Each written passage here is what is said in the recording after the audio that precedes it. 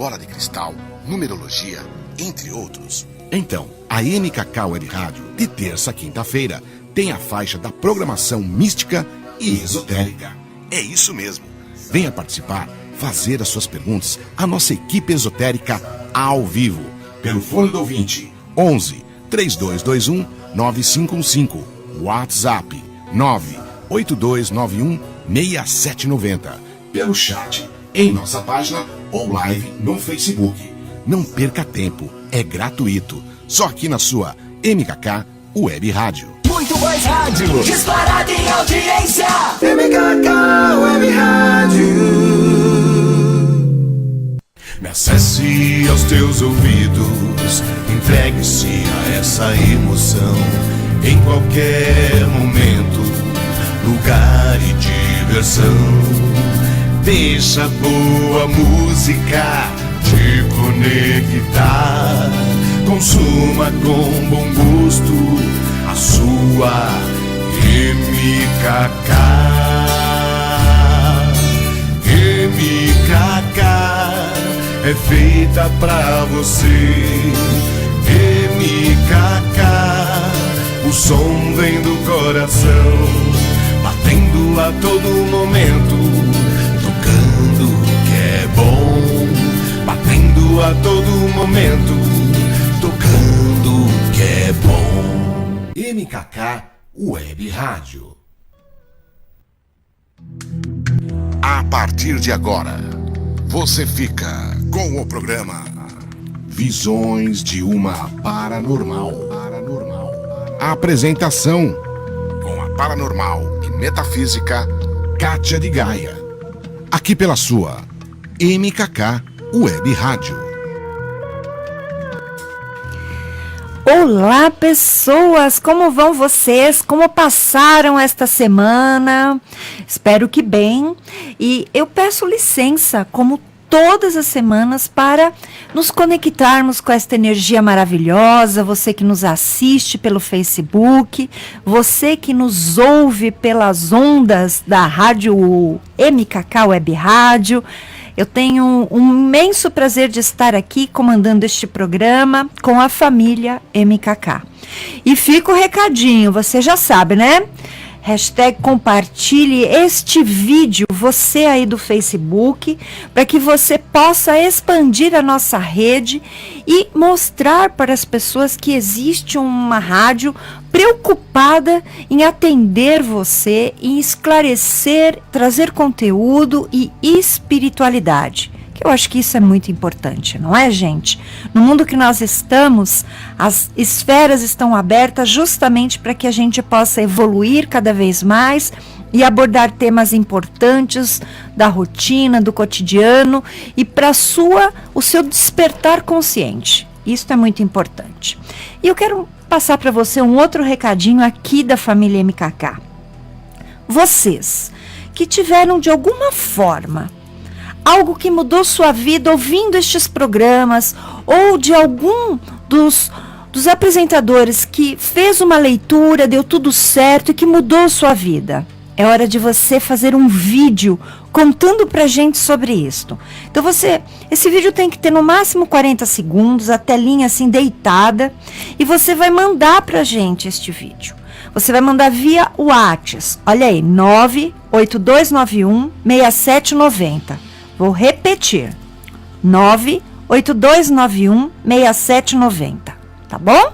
E hashtag compartilhe. Hoje eu trago um assunto muito interessante, como todos que eu costumo trazer, e vocês vão poder entrar aí com perguntas sobre o tema. Vale a pena prestar atenção, porque as perguntas eu vou responder adiante para você, internauta, para você ouvinte, e pode também ligar aqui para gente no 3221-9515 ou enviar sua pergunta via WhatsApp ou aí pelo site no chat. Combinado?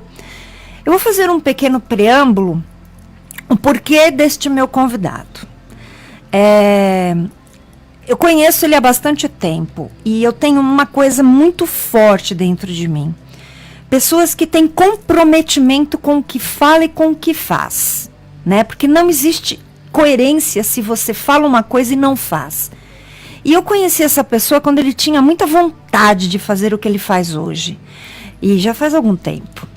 Então, é muito bacana conhecer alguém que tem garra e amor pela espiritualidade, pela Umbanda, e faz um trabalho muito criterioso, muito positivo.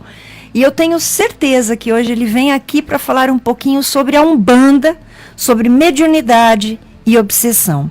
Eu trago para vocês Marcelo Gutierrez. Por favor. Boa noite a todos, é uma satisfação estar aqui junto com Kátia. A gente se conhece acho que uns 20 anos já, mais né? ou menos. E foi uma satisfação a gente se conhecer. Passamos um bom período até juntos aí dentro daqueles processos que ela acabou de dizer. E estamos juntos aqui, uma satisfação muito grande falar sobre espiritualidade, falar sobre a Umbanda, sobre aquilo que envolve a questão espiritualista, né?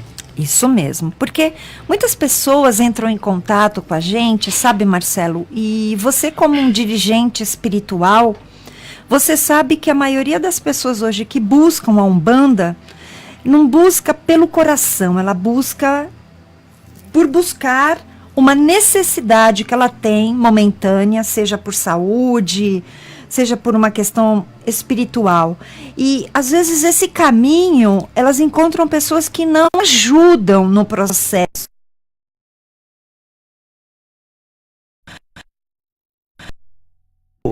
Eu acabei assumindo um compromisso dentro lá da Choupana.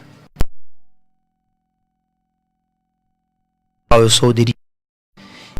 Tentar, pelo menos, fazer a parte de desmistificar algumas coisas que foram envolvidas no nome da Umbanda, né?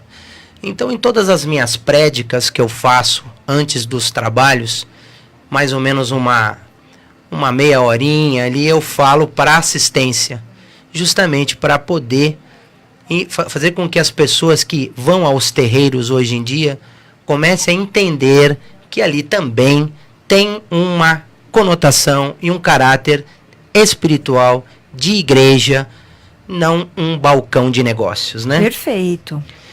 E a gente tem que, como dirigentes, a gente tem que ter esse compromisso, né?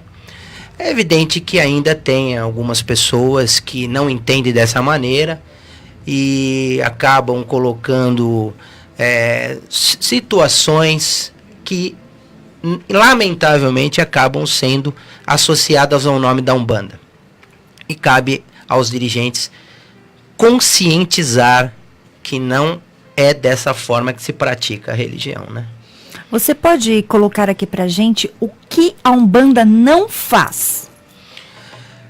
Falar sobre Umbanda é uma responsabilidade imensa, né? Existe muita controvérsia hoje, né? Em cima do assunto, né? E eu costumo falar e deixar bem claro, eu falo sobre a minha prática, porque nós não podemos acharmos que somos donos da Umbanda. Infelizmente isso acontece muito com a disponibilidade das mídias sociais hoje. Nós vemos uma situação um pouco às vezes preocupante nesse sentido. E o que eu poderia dizer pela minha prática é que a Umbanda não é uma religião satanista, como infelizmente algumas religiões que intitularam a Umbanda como um adversário pregam e colocam aí nas grandes mídias, porque eles detêm um canhão chamado grande mídia. E por isso que eu volto a enfatizar, é o que eu faço nas minhas prédicas antes dos trabalhos. Colocar isso, desmistificar isso, que está, infelizmente, no inconsciente coletivo. Perfeito. Bem, a Umbanda ela tem por base, né, o amor, a caridade e a transparência, né? É que como lida com espíritos, as pessoas se iludem e fantasiam um pouco. E aí entra a questão mediúnica, né, que eu quero até esclarecer um pouquinho, por isso até que eu te trouxe, porque você tem seus livros e sei que você pôde esclarecer através deles, como histórias, e que são muito bem colocadas. Eu me lembro muito bem quando você lançou lá atrás, né? E nós lançamos lá naquele espaço que você frequentava, o CROM. Isso mesmo, faz muito tempo, muito legal. E a mediunidade hoje ela é vista como um dom paranormal. E não é isso, né, Marcelo? Fala um pouquinho pra gente sobre o que é mediunidade, que todos nós temos. A definição básica de mediunidade é a intermediação. Você está ali numa condição de intermediador de inteligências que estão em outras dimensões. É evidente que esse processo ele precisa ser muito criteriosamente observado, porque senão nós vamos acabar entrando em situações que são mais alucinação do que propriamente um contato mediúnico. Verdade. E eu costumo também fazer lá no meu terreiro, lá na Choupana, as nossas giras internas, que ali eu trabalho o despertar de algumas pessoas que estão na nossa corrente, que têm interesse em desenvolver o seu mediunismo, de uma forma clara, objetiva, sem folclore, sem invencionices, ou coisas que, lamentavelmente, às vezes podem estar dentro da mente. E isso atrapalha a mediunidade. Isso interfere na ação do mentor, do guia espiritual, do protetor, até mesmo do orixá. Então, como eu respondo assim, a mediunidade ela é algo que precisa ser desenvolvida, por isso que se fala desenvolvimento. Mediúnico, perfeito. Exatamente, entendeu? Esse é o meu, é o meu procedimento, né? E às vezes algumas pessoas não entendem, porque eu sou extremamente criterioso com a questão mediúnica. Eu procuro trazer a pessoa a buscar a afinidade. Eu costumo dizer também, como eu aprendi Umbanda na raça, no pé de terreiro, que a melhor forma de você ser um médium produtivo para a espiritualidade é você se doar a essa faculdade. Perfeito, muito bem colocado. E me diz uma coisa, hoje as pessoas que buscam o templo, buscando este desenvolvimento, as pessoas elas vêm dos terreiros já com bastante ilusão, ou você sente que as pessoas estão ávidas pelo conhecimento? Porque, assim, eu sei que você é bem das antigas, e as antigas não existia muita literatura. Então a gente aprendia muito com guia, não é? Hoje nós temos literatura, nós temos os guias, nós temos a nossa experiência. Como você coloca hoje para aqueles que estão chegando no teu templo?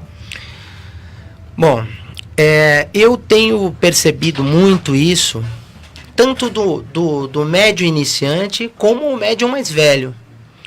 O médium mais velho, ele vem em algumas situações com muitos vícios. E a gente tem que procurar fazê-lo entender que algumas situações elas não são condizentes, claro que com muito carinho, com muita atenção, com determinadas coisas que não são pertencentes ao astral. O astral ele não o astral não patrocina a nossa vaidade, não patrocina as nossas manias, as nossas picuinhas. Então, isso é um procedimento também a ser adotado, que eu entendo que às vezes falta hoje em dia. As pessoas elas vão muito no ávido, né, como você disse, de resolver os seus problemas imediatos. Já é uma coisa meio cultural do brasileiro. O brasileiro é imediatista, né?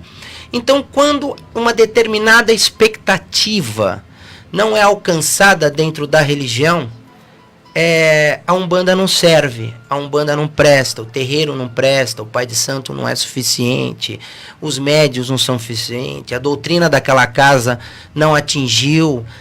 falta doutrina. Eu já vi tanta coisa que a gente vai enumerando aqui e vai perdendo a quantidade de adjetivos, né?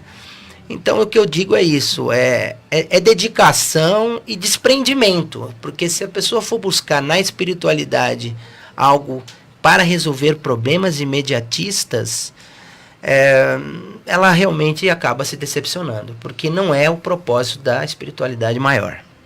Bem, você traz pela choupana e pelo seu belíssimo caboclo, que eu tive o prazer de conhecer, né? Uma casa de cura, certo?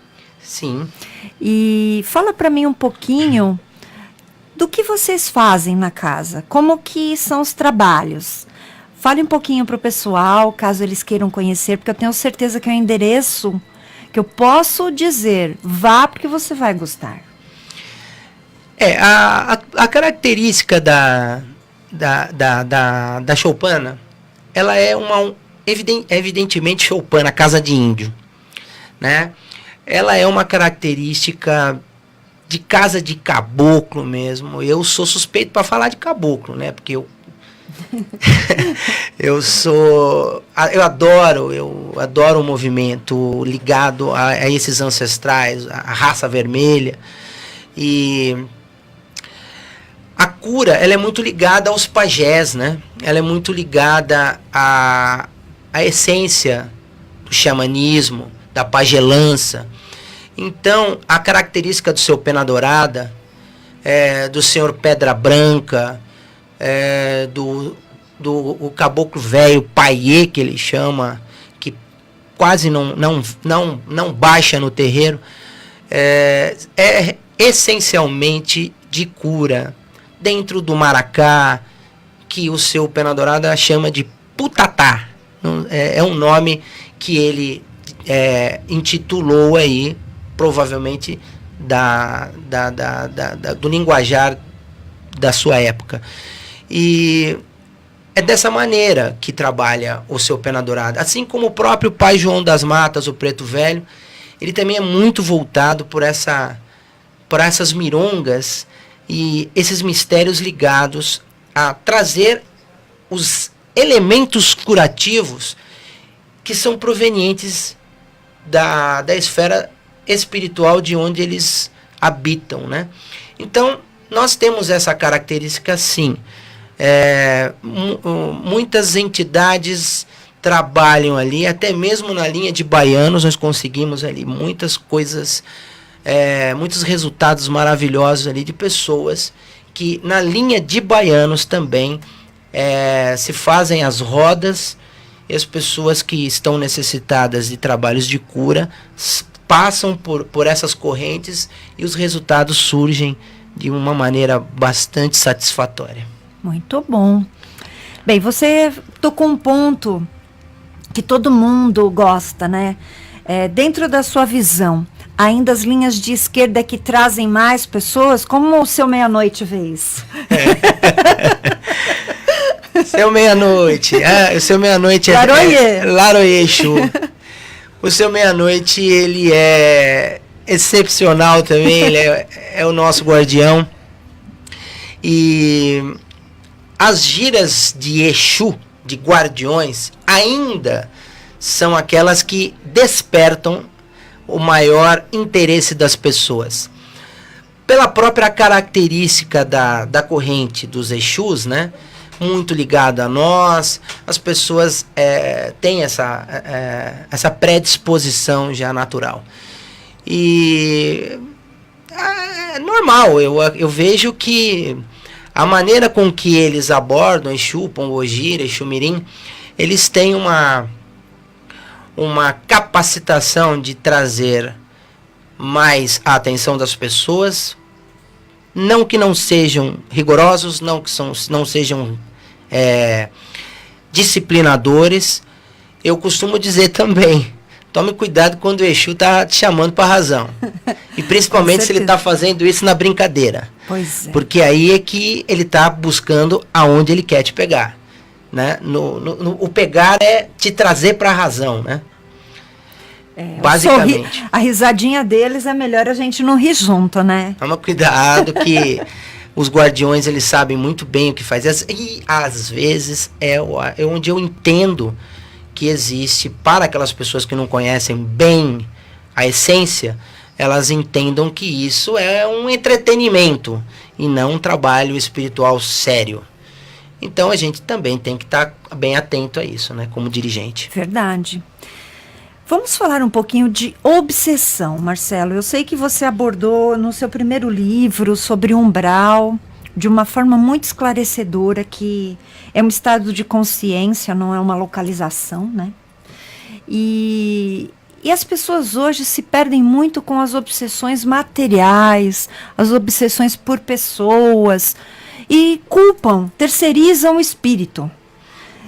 Eu vejo muito mais obsessões de humano para humano, encarnado para encarnado, até de encarnado para desencarnado hoje, do que exatamente de lá para cá. Óbvio que existem, mas como que está a tua visão hoje?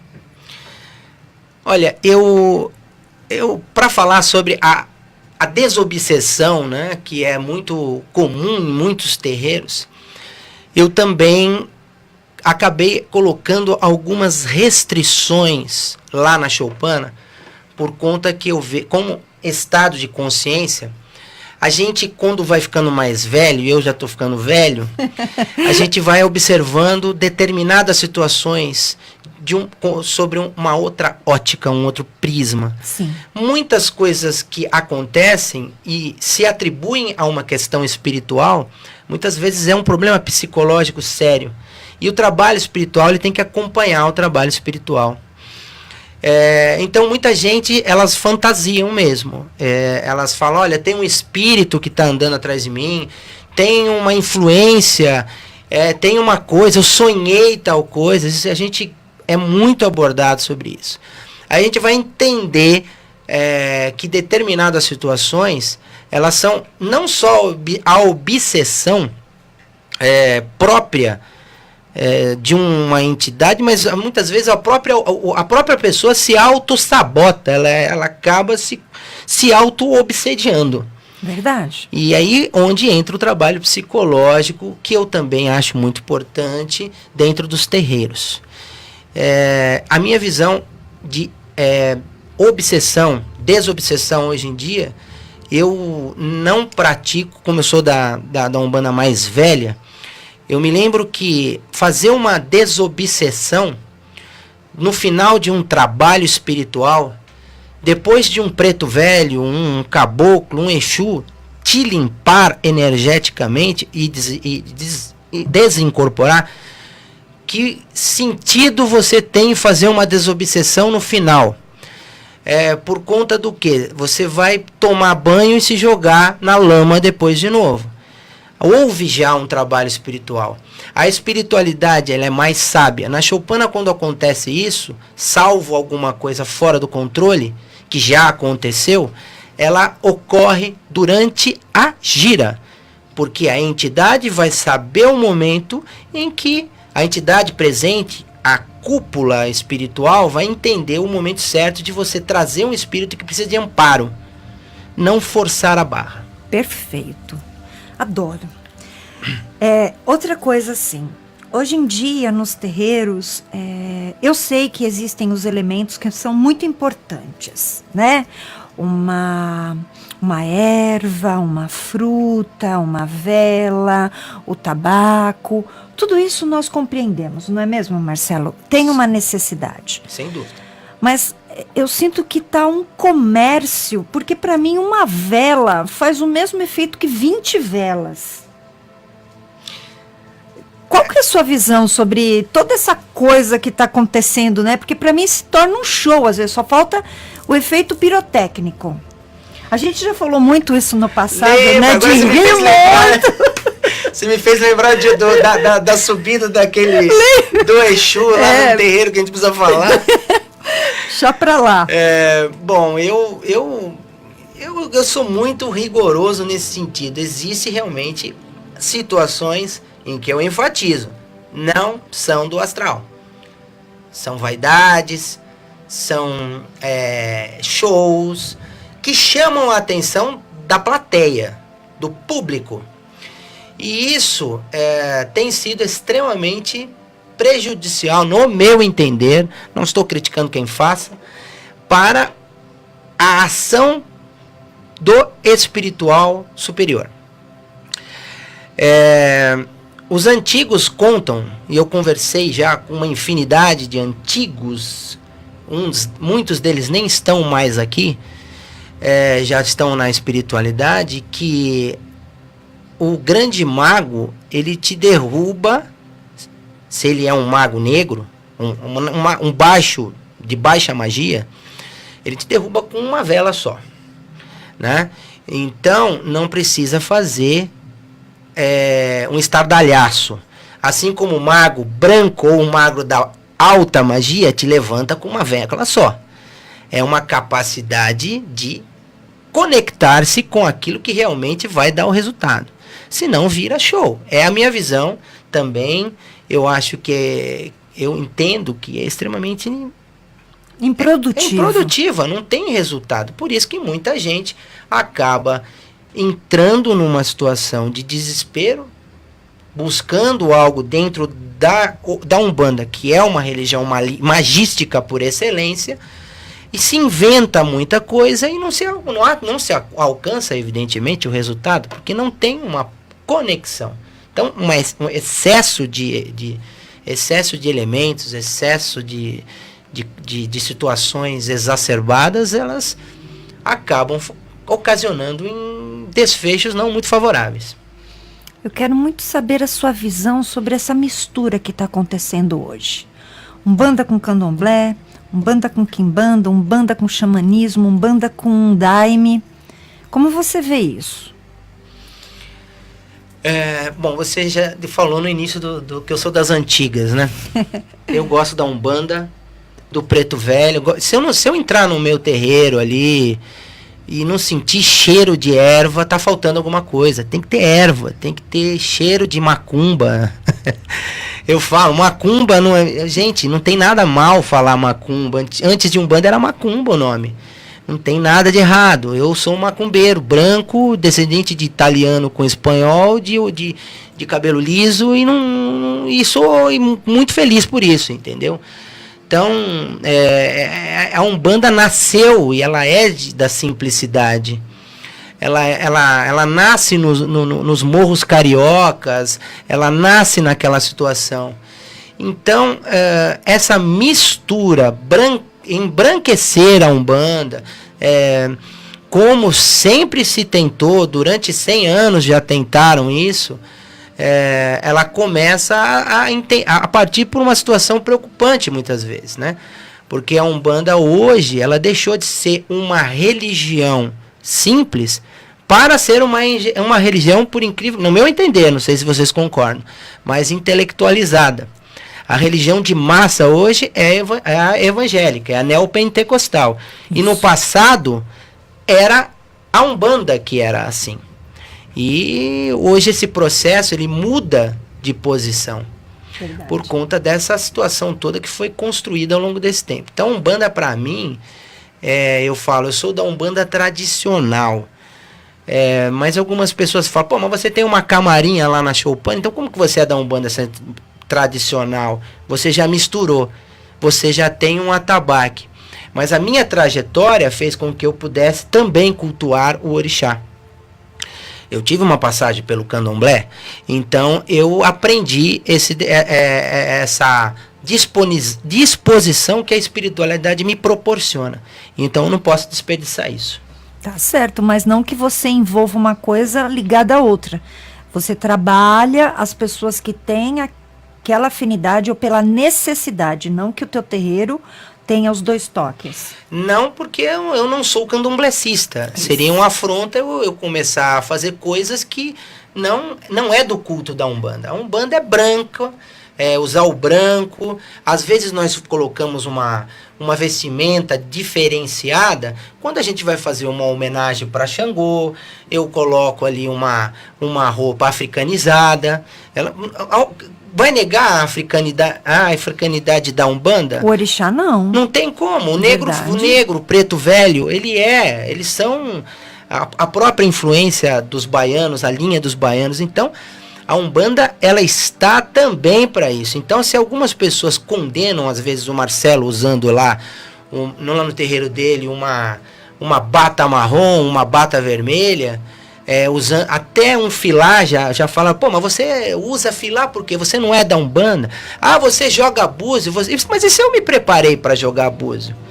Né? E tudo evolui, né? Exatamente. Então eu utilizo daquilo que é importante e que a minha trajetória proporcionou a eu poder executar tal procedimento. Perfeito. Bem porque nós sabemos que o candomblé mesmo, né? O candomblé, ele não tem a incorporação de guias, e sim os catiços, que é bem diferente, que é o caboclo, né? Que é o boiadeiro e somente orixás. Então você está deixando muito claro aqui que a tua casa, ela agregou valores positivos para que você possa tratar dos seus filhos. Exatamente. Perfeito.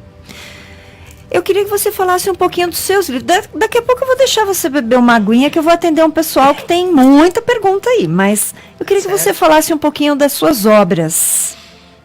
Bom, assim como a gente já falou no início da nossa entrevista aqui, do nosso bate-papo, eu, por volta de 2002, eu comecei a ter uma predisposição, um insight muito forte de escrever algo. E veio uma história e eu comecei a escrever essa história, fui escrevendo, e quando eu terminei, eu recebi uma assinatura de um espírito que se intitulava como Luiz Romero. Eu sei lá quem era esse Luiz Romero, né? Eu procurei entender. Assim eu fui, resumindo a história, eu fui procurar as editoras, até que eu cheguei na Editora do Conhecimento, a mesma editora que detém hoje praticamente toda a obra do Ramatiz. Sim. Tudo isso tem porquê, porque já me disseram que eu fui um discípulo do Ramatiz em outras vidas. E eu estou aqui hoje, tentando seguir os passos do mestre, né? Eu não vou afirmar exatamente, mas se foi, é uma grande satisfação. Verdade. E assim eu lancei em 2004 pela Editora do Conhecimento o livro O Perdão. É um romance onde fala de uma maneira romanceada um grupo de espíritos que passaram aí por várias encarnações, principalmente um casal. No segundo livro, que é a continuação, que é o livro que apareceu mais para a Umbanda, que é o nome do meu canal do YouTube também, que é Nos Portais de Aruanda. É a continuação, é a reencarnação do casal, principalmente, que passava-se a história no primeiro livro, O Perdão. Ali eles acabam na história sendo ligados ao movimento umbandista, vai surgir ali visitas a eles a terreiros, até o desencarne, cidades espirituais, caboclos agindo. E isso foi em 2007, esses livros já estão em terceira edição. Em 2014 foi o último agora, que foi o livro A Terra Sem Males. Esse livro é ambientado durante o descobrimento, o achamento, né? O Brasil já existia, do Brasil, por volta da época de 1534, 32, 34, onde o português estava chegando aqui. Então o livro é bastante místico. Para quem gosta de romances indianistas e que falam muito sobre a mitologia das algumas aldeias que viviam naquela região, principalmente próxima ao Espírito Santo, o livro é uma boa indicação, apesar de eu ser suspeito. Terra das Araras Vermelhas. Esse é a Terra Espírito Santo, né? A Terra Sem Males, a Terra das Araras Vermelhas é do Roger Ferraldi. Não, mas lá nós sabemos que é um campo vasto de misticismo por causa dos Atlantes. Então, aqui a própria espiritualidade passa, né, que o primeiro torrão de terra a emergir depois do cataclisma de Atlântida, foi exatamente o Planalto Central brasileiro. Perfeito, é isso aí. Vou ler. Fiquei curiosa agora. Esse eu não li ainda. Olha lá, tem um monte de recadinhos para você. É o Jara tá ali, ó. Um abraço, pai Marcelo. O Jara é do mesmo. Da Choupana. Muito bom. E o pessoal mandou suas perguntas, eu vou responder algumas com o meu tarô. Enquanto isso, você pode beber sua aguinha. Vou tomar e nós água vamos aqui. com pitacos, tá bom? Tá bom. Muito bem. O Giovanni está parabenizando o programa e ele já compartilhou.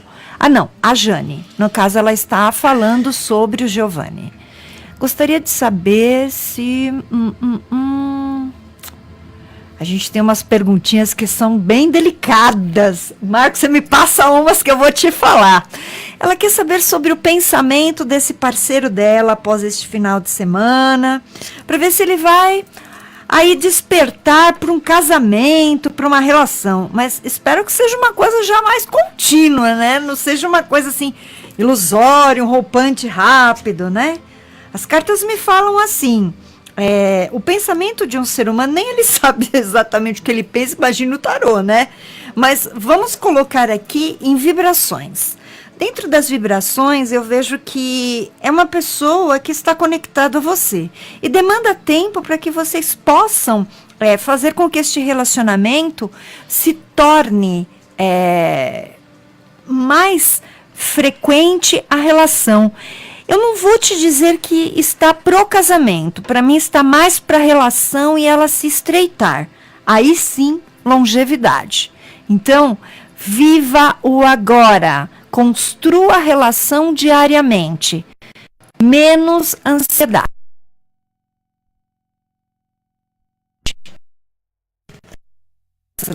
A Paula Vilar, de Portugal, ela deseja um conselho. Eu oriento, conselho quem dá é a mamãe. Né? O tarô orienta, mas eu vou te orientar, viu, Paula? Desculpa, eu coloco porque isso é uma forma de esclarecer e desmistificar um pouquinho algumas coisas que você vê por aí que fantasiam, tá bom? Vamos lá. Olha quanta carta bacana. Eu sinto que você está no momento de florescer, de se abrir para algo novo. Nós estamos falando de pessoas que te rodeiam, situações que vão acontecer e vão gerar fatos